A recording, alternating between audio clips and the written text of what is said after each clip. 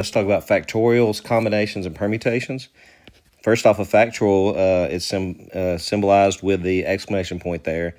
And all this factorial means is you're going to take all the numbers from 4 all the way down to 1, and you're going to multiply them together. So 4 factorial is 4 times 3 times 2 times 1, or 24. 6 factorial would simply be 6 times 5 times 4 times 3 times 2 times 1. Now, next up, permutations. We use permutations when we're finding out how many different ways certain events can occur.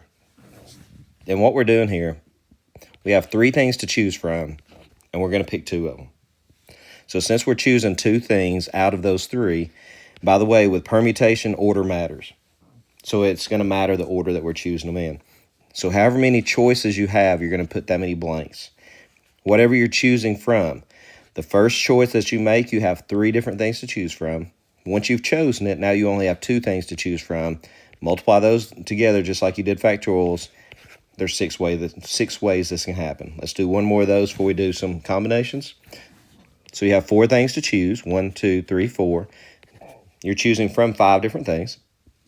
So therefore, the first choice that you make, there are 5 things to choose from. Once you've made that choice, now there's only 4 things to choose from. Now that you've made that choice, only 3 and then 2 things to choose from. Multiply those together. Gives me 20 times 6, or 120. Now combinations, let's go ahead and do a couple of those. Combinations is when order doesn't matter. So you're choosing 2 different things, but it doesn't matter if you choose it first or second. That choice counts the same, pretty much. So we start these problems out the exact same way. So combinations, orders don't matter.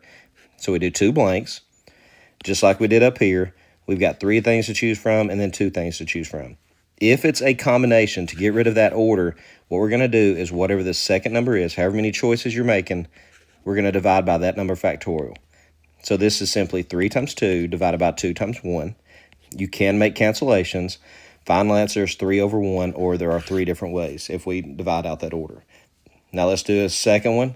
Let's do the combinations of 5 choose 4. So just like we did above, there are 4 choices we've got to make. There are 5 things to choose from, all the way down to 2 things. We're going to divide by whatever that second number is, factorial. So we're going to divide by 4 factorial, or 4 times 3 times 2 times 1. I would make some cancellations. Final answer is 5 over 1, or just 5.